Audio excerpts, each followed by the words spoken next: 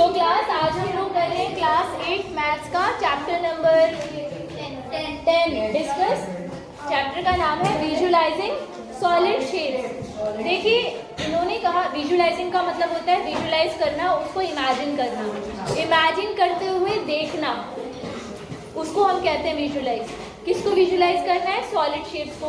तो यहाँ पे सॉलिड वर्ड का यूज क्यों किया गया है? सिर्फ शेप्स भी तो कह सकते थे, सॉलिड शेप्स क्यों कहा है? तो इसलिए कहा है कि शेप्स जो होती हैं वो दो तरह की आपने अभी तक पढ़ी हैं। यस, 2D शेप्स और 3D शेप्स।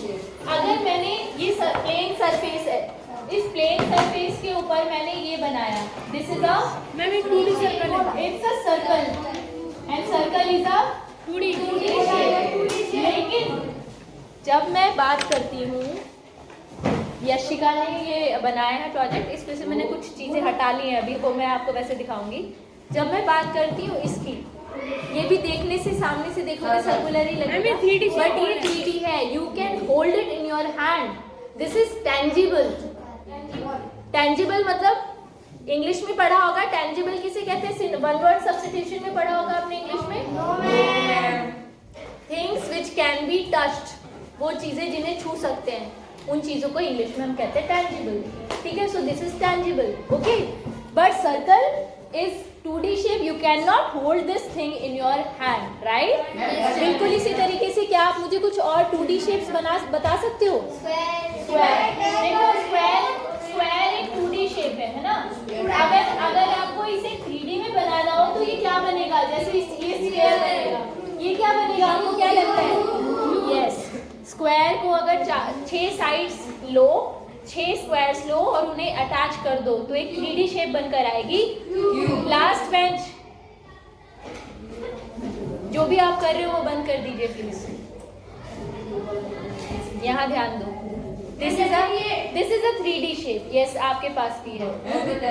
उसे बोलते क्या मालूम है आपको? नाम रूबिक्स क्यूब। यस, ठीक है, तो ये है एक cube, this is a 3D shape. Again अगर मैं एक रेक्टेंगल बनाऊं तो rectangle is a 2D shape. Rectangle is a 2D shape, it is drawn on a plane surface, right? But a cuboid is a 3D shape, right? Yes. अच्छा, ये तो हो ही common shapes जो आपने पढ़ी है। 3D शेप्स में अगर मैं बात करूं जो हमारे सिलेबस में है, तो ये देखिए हमें क्या कौन कौन सी 3D शेप्स पढ़नी है वो देख लेते हैं। तो पेज नंबर निकालिए बेटा अपनी NCERT बुक का, पेज नंबर 163। सबसे पहले बात की है इन्होंने यहाँ पे क्यूब की, क्यूबॉइड की, और उसके बाद इन्होंने बात की है प्रिज्म और पिरामिड की भी बात की है, सिलेंडर और कोन की भी बात की है। तो सबसे पहले फर्स्ट है क्यूब। हम किनकी बात कर रहे हैं? 3D solid shapes. 3D, अच्छा D का मतलब क्या होता है यहाँ पे? Dimension, 3 dimensional solid shape. ठीक है, क्यूब की बात करें, मैं दिखाती जाऊंगी, जो मैं यहाँ लिख रही हूँ वो मैं आपको रियल में कैसा होता है वो दिखाती जाऊंगी। It's a cube, 3 dimensional, 3 dimension होती है, लेंथ, ब्रेड्थ और हाइट। क्यूब के केस में ये तीनों सेम होती हैं, लेंथ, ब्रेड्थ और हाइट तीनों सेम होती हैं। इसीलिए ये जो होता है आप ऐसे भी देख सकते हो कि इसका ये वाला जो सरफेस है ये भी एक स्क्वायर है, ये भी एक स्क्वायर है, ये भी एक स्क्वायर है। स्क्वायर मतलब चारों साइड्स बराबर है। अच्छा, उसके बाद सेकंड शेप है क्यूबॉइड। क्यूबॉइड कुछ इस तरह से दिखता है, अभी मैंने दिखाया था आपको। ये भी क्यूब की तरह है, क्यूब और क्यूबॉइड एक ही कैटेगरी के 3D शेप्स है। फर्क सिर्फ इतना है कि क्यूबॉइड रेक्टेंगल से मिलकर बना है, क्यूबॉइड की तीनों साइड्स लेंथ, ब्रेड्थ और हाइट सेम नहीं होती है। ठीक है, so this is a cuboid, length, breadth and height. ठीक है, okay. Next shape is cylinder. Cylinder कुछ इस तरह से दिखता है, अलग से आपने बनाया था बेटा? कहाँ रखा है?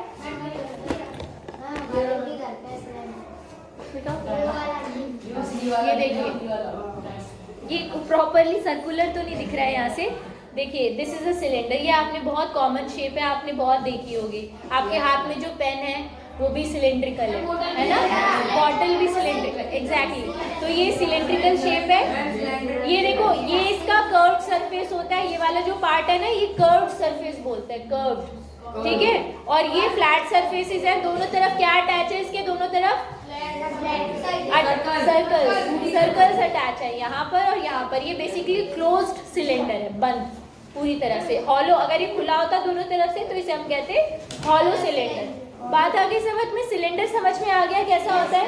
चलो अभी बात करते हैं नेक्स्ट शेप की, विच इज कोन। कोन कुछ इस तरह, कोन आपने देखा होगा, बर्थडे आइसक्रीम कोन, बर्थडेज में कोन जो बर्थडे कैप होती है, और वो जो किसी भेलपुरी की जो बनाते हैं चना गरम, हाँ ठीक है। तो ये देखिए दिस इज अ कोन, इसमें ये कर्व्ड सरफेस है, ये वाला सरफेस कर्व्ड है, फ्लैट नहीं है। ये सरफेस फ्लैट है, देखो नीचे वाला, दिस इज फ्लैट सरफेस। अगर ये खुला होता तो ये हॉलो कोन होता, अभी ये बंद है तो दिस इज क्लोज्ड कोन। और इसका जो फ्लैट सरफेस है वो किस शेप में है, सर्कुलर शेप में। आगे बात समझ में बेटा। So it's a cone. Next shape की अगर हम बात करें तो नेक्स्ट शेप है हमारे पास प्रिज्म। प्रिज्म कैसा होता है, देखो प्रिज्म ऐसा होता है,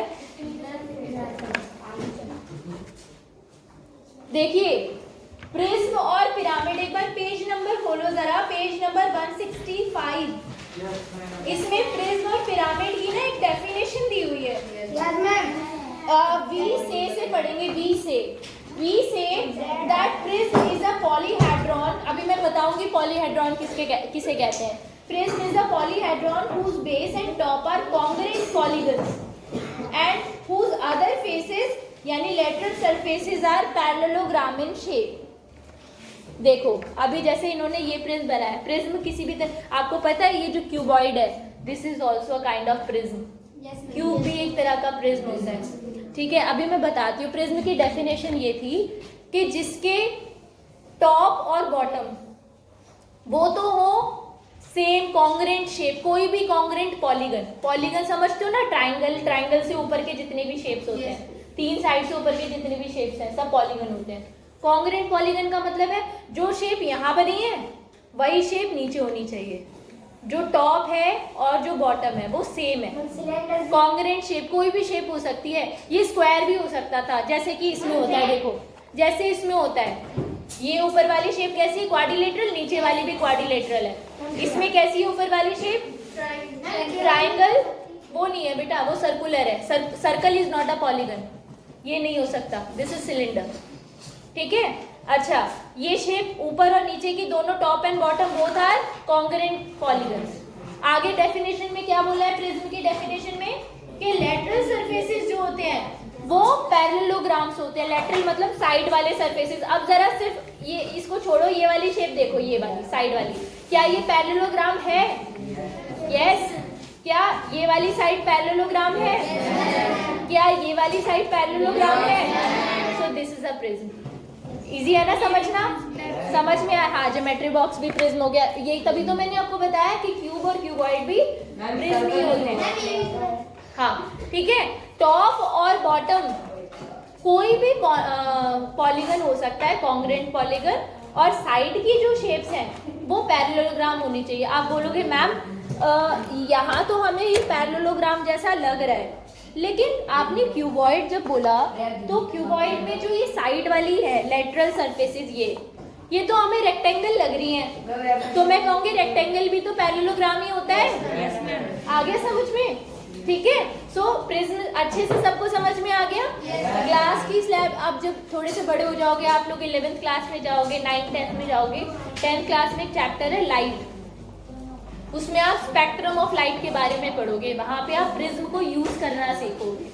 प्रिज्म बेसिकली ग्लास की स्लैब होगी जिसकी एक तरफ से आप लाइट, अगर वाइट लाइट अगर आप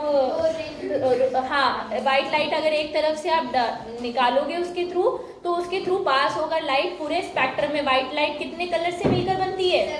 7 कलर से। विबग्योर से स्पेक्ट्रम को आप शो करते हो, रेनबो के। तो वो आपको प्रिज्म वहाँ पे आपको रियल लाइफ में यूज करने का मौका मिलेगा। और प्रिज्म वर्ड वहाँ पर भी सुनोगे तब मेरी याद आएगी कि मैम ने प्रिज्म तो मैथ्स में ही पढ़ा दिया था। समझ में आ गया? ठीक है, चलो अब बात करते हैं पिरामिड की। अब अच्छे से समझना प्रिज्म और पिरामिड के बीच में डिफरेंस क्या होता है। तो पिरामिड में की डेफिनेशन पढ़ते हैं। देखो इसके आगे क्या लिखा है, pyramid, a pyramid on the other hand, a pyramid is a polyhedron whose base is a polygon of any number of sides, मतलब बेस पॉलीगन होना चाहिए and whose lateral surfaces are triangles। यही अंतर है, जिसका बेस एक ऐसी shape जिसका बेस कोई भी पॉलीगन हो सकता है। इसका बेस वो भी हो सकता था, स्क्वायर भी हो सकता, कोई भी पॉलीगन हो सकता है। इसका बेस कुछ भी हो सकता है, कोई भी पॉलीगन, लेकिन जो इसकी लेटरल सरफेसेस है ना वो ट्रायंगुलर होनी चाहिए शेप में। जैसे कि प्रिज्म में कैसी होती थी लेटरल सरफेसेस, पैरेललोग्राम शेप में। इसमें कैसी होती है पिरामिड में, ट्रायंगुलर। यही अंतर होता है। बात आ गई समझ में? ठीक है, तो इसीलिए क्योंकि इसमें लेटरल सरफेसेस ट्रायंगुलर होती है, इसमें ऊपर वाली साइड नहीं होती, टॉप और बॉटम वाला चक्कर नहीं है, सिर्फ बेस होता है। आ गया समझ में? पिरामिड अच्छे से समझ में आ गया। मेजर डिफरेंस प्रिज्म और पिरामिड के बीच में ये होता है, प्रिज्म में लेटरल सरफेसेस पैरेललोग्राम शेप में होती हैं और पिरामिड में ट्रायंगुलर शेप में होती हैं। याद रहेगा सबको? देख भी लिया आपने पिरामिड ऐसा होता है। हाँ, हाथ में लेके देख लेना, बना के देख लेना खुद से। और ये है, this is a prism, this is a pyramid. Difference पता चल रहा है ना? ठीक है, ओके। तो अभी मैंने आपको प्रिज्म बता दिया और लास्ट शेप है हमारे पास पिरामिड। अब मैं आपको इस चैप्टर का बहुत इंपॉर्टेंट पार्ट बताने वाली हूँ, और उसको करने से पहले आपको थोड़ा सा 3 चीजें हैं जो समझानी है, फेसेस, एजेस और वर्टिसेस। फेसेस, एजेस और वर्टिसेस। और ये आपको ना रियल लाइफ ऑब्जेक्ट से यूज करते हुए बताऊंगी, ठीक है? तो देखो क्यूब को उठाते हैं सबसे पहले। फेस का मतलब क्या होता है वो सुन लो। फेस कहते हैं इस सरफेस को, सरफेस। तो क्यूब के अंदर कितने सरफेसेस होते हैं बताओ? 1, हाँ वेरी गुड, 6 सरफेसेस होते हैं। तो क्यूब में फेसेस का नंबर अगर पूछेंगे, नंबर ऑफ फेसेस कितने हैं, तो कितना लिखेंगे यहाँ पे? अब बात आती है एजेस की। एजेस किसे कहते हैं? तो ये जो किनारियां है ना, बॉर्डर्स, किनारियां, इनको हम एजेस कहते हैं। तो कितनी है? 16। देखो, हाँ एग्जैक्टली, वेरी गुड, 12। देखो 1 2 3 4 5। अपने पास, आपके पास अगर कोई ऐसी शेप है उसका निकाल के देख लो, कितने एजेस निकल के आ रहे हैं? 12, 5 + 12। मैंने कभी पूरा गिना ही नहीं। हाँ, और वर्टिसेस कितने कहते हैं? यशिका समझ में आया बेटा? वर्टिसेस किन्हें कहते हैं? इन कॉर्नर्स को। 1 2 3 4 5 6 7 8 कॉर्नर्स है ना, तो 8 वर्टिसेस हो गए। बोलो समझ में आया लास्ट में? वर्टिसेस कितने हो गए? क्यूबॉइड के केस में सेम ही होगा, है ना? क्यूबॉइड में भी 6 सरफेसेस होते हैं, 6 फेसेस होते हैं, 12 एजेस होते हैं और 8 वर्टिसेस होते हैं। अच्छा, सिलेंडर की बात करते हैं। सिलेंडर में 2 फेसेस कितने होंगे? फ्लैट सरफेसेस जो है 2 है ना, और एजेस कितने होंगे? एक भी नहीं, 0। और वर्टिसेस कितने? 0। कॉर्नर एक भी नहीं है इसमें भी। अच्छा, कोन की बात करते हैं। देखो कोन में फेसेस कितने हैं? 1। फ्लैट सरफेस एक है, और एजेस कितने हैं? किनारियां कितनी है? 0। फ्लैट लाइन तो नहीं है ना कोई भी, सीधी लाइन। अच्छा, और वर्टिसेस कितने हैं? 1। ठीक है बेटा, सीधे बैठो दोनों। अच्छा, प्रिज्म की बात करते हैं। चलो, अब प्रिज्म में डिपेंड करता है कि हमारा प्रिज्म किस तरह का है। हमारे पास जो प्रिज्म अभी अवेलेबल है उसकी बात करते हैं। चलो, इस प्रिज्म की बात करते हैं। इस प्रिज्म में कितने फेसेस हैं? 1 2 3 4 और 5 फेसेस, ठीक है ना? एजेस की बात करें, एजेस काउंट करें, 1 2 3 4 5 6 7 8 9 एजेस। अब बात करते हैं हम वर्टिसेस की, कॉर्नर्स की। 1 2 3 6 है। 6 बोलो ये बच्चों समझ में आई आपको सभी को? अब पिरामिड को देखते हैं, ठीक है। पिरामिड के लिए, पिरामिड कहाँ है हमारा?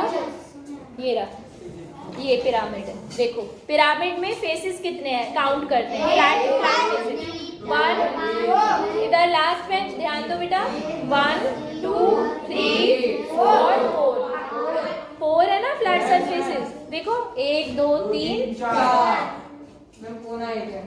ठीक है 4। अच्छा और क्या निकालना था? एजेस, एजेस किनारियां 1 2 3 4 5 6 है। 7 कहाँ से आ गया? 6 है, ठीक है। सबको दिखाई दे रहा है ना? ठीक है 6 वो आ गए। अब वर्टिसेस निकालते हैं, कॉर्नर्स 2 3 4। अच्छा अब हम ये देखेंगे क्या हमने ये सही फाइंड किया है क्या ये वैल्यूज।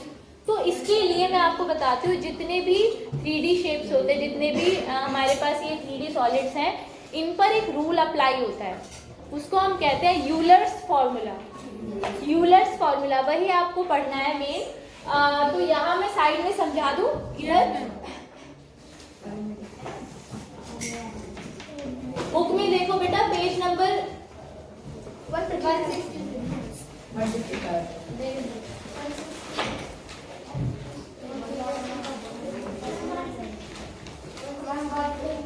166 के एकदम स्टार्टिंग में दिया हुआ है F plus V Euler's formula है, ठीक है। F plus V is equal to A plus. क्या आप मुझे बता सकते हो यहाँ पे F क्या है? और V और E। Very good. चलो अब ये देखते हैं, सबसे पहले क्यूब के लिए चेक करते हैं क्या ये फॉर्मूला सही बैठ रहा है, क्या ये वैलिड है। तो क्यूब के लिए, और क्यूब के लिए F की वैल्यू कितनी है? प्लस V कितने इज इक्वल टू। अब देखो क्या left hand side right hand side के इक्वल आ रहे? सो 6 प्लस 8 40 और 12 प्लस 2 40, यानी हमने जो वैल्यूज निकाली है ये बिल्कुल सही है। यूलर्स फॉर्मूला समझ में आया? यस। हाँ चलो अभी किसके लिए निकालने बताओ? सिलेंडर के लिए देखना है। चलो सिलेंडर के लिए चेक करो। F कितने है? 2। एजेस कितनी है? 0। सॉरी वर्टिसेस कितनी है? 0। और E की value plus 2 is equal to 2। बिल्कुल ठीक है। और किसके लिए चेक करना है? फोन के लिए चेक करना है क्या? कर लोगे? ठीक है। पिरामिड के लिए चेक करते हैं। चलो और पिरामिड। अच्छा ये पिरामिड था कैसा हमारा? हमने इसका टाइप तो लिखा ही नहीं। तो देखो क्या आपको पता है पिरामिड का जो टाइप है, पिरामिड का नाम उसके बेस की शेप के हिसाब से लिखा जाता है। इसका बेस किस शेप में है? तो इस पिरामिड का नाम होगा ट्रायंगुलर पिरामिड। समझ में आया? अगर ये स्क्वायर शेप में होता है तो स्क्वायर पिरामिड, रेक्टेंगुलर शेप में होता है रेक्टेंगुलर पिरामिड, इस तरह से होता है। ठीक है ओके। तो ये हो गया हमारा पिरामिड के लिए चेक कर रहे हैं बेटा। 4 फेस की वैल्यू कितनी है? 4। V की वैल्यू कितनी है? 4। और E कितना है? 6 plus 2। 4 plus 4 8 equal to 6 plus 2। सही बैठ रहा है ना? बिल्कुल बहुत अच्छे से समझ में आया?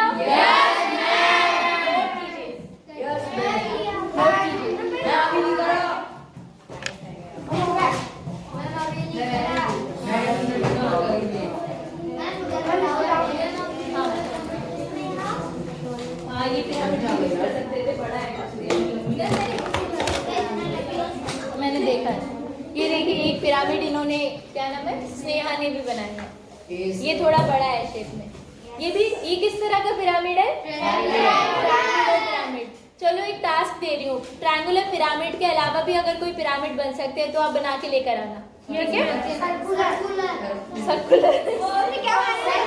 नहीं बना पाओगे, स्ट्रेट लाइन ट्रायंगल कैसे बनाओगे, साइड वाली सर्कुलर। बोलो बच्चों, समझ में आया? अगर आ गया तो आप मुझे चलो ये करके दिखाओ फटाफट से। एक्सरसाइज 10.3 का क्वेश्चन नंबर 7 करके दिखाइए। Question number 7।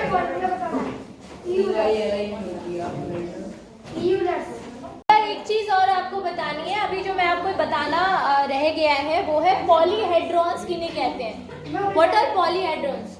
तो देखो मैं बताती हूँ आपको, यहाँ पे देखो जैसे कि हम लेते हैं ये वाली शेप, इसमें जितने भी शेप्स हैं सबकी एजेस हैं, जितने भी फेसेस हैं सबकी एजेस हैं, है ना, किनारियां हैं, वो एक पॉइंट पर जाकर मिल रही हैं, वर्टिसेस बन रहे हैं, ठीक है?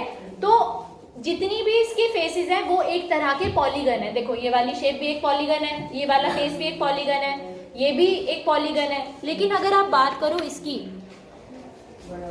इसका जो ये वाला पार्ट है फ्लैट सरफेस, क्या ये पॉलीगन है? Circle is not a polygon, ठीक है? पॉलीगन किसे कहते हैं? जो स्ट्रेट लाइन से बनी हुई क्लोज शेप होती है, याद है? और सबसे छोटा पॉलीगन होता है ट्रायंगल। ट्रायंगल के बाद क्वाड्रिलेटरल स्टार्ट होते हैं। तो पॉलीहेड्रॉन्स उन्हें कहते हैं, ऐसी शेप को कहते हैं जिसकी सारी फेसेस एक पॉलीगन हो, जिसके सारी फेसेस पॉलीगन हो। तो आप मुझे बताना, जरा मैं शेप उठाऊंगी, आप बताना वो पॉलीहेड्रॉन होगा या नहीं होगा, ठीक है? ये बताइए। Yes ma'am. Is this shape a polyhedron? Yes ma'am. Yes, because इसके सारे फेसेस, जितने भी फेसेस आप देखो सब एक पॉलीगन है, सब एक पॉलीगन है। ये एक क्वाड्रिलेटरल है, ये वाला फेस, ये वाला फेस एक 1 2 3 4 5 क्या है ये शेप? ये वाली पेंटागन। कौन सा पॉलीगन है? पेंटागन, है ना? अच्छा, तो ये पॉलीहेड्रॉन होगा। अच्छा, तो मुझे बताओ ये पॉलीहेड्रॉन होगा क्या? क्यों नहीं होगा? क्योंकि circle is not a polygon, again cylinder is not a polyhedron, cone is not a polyhedron, and sphere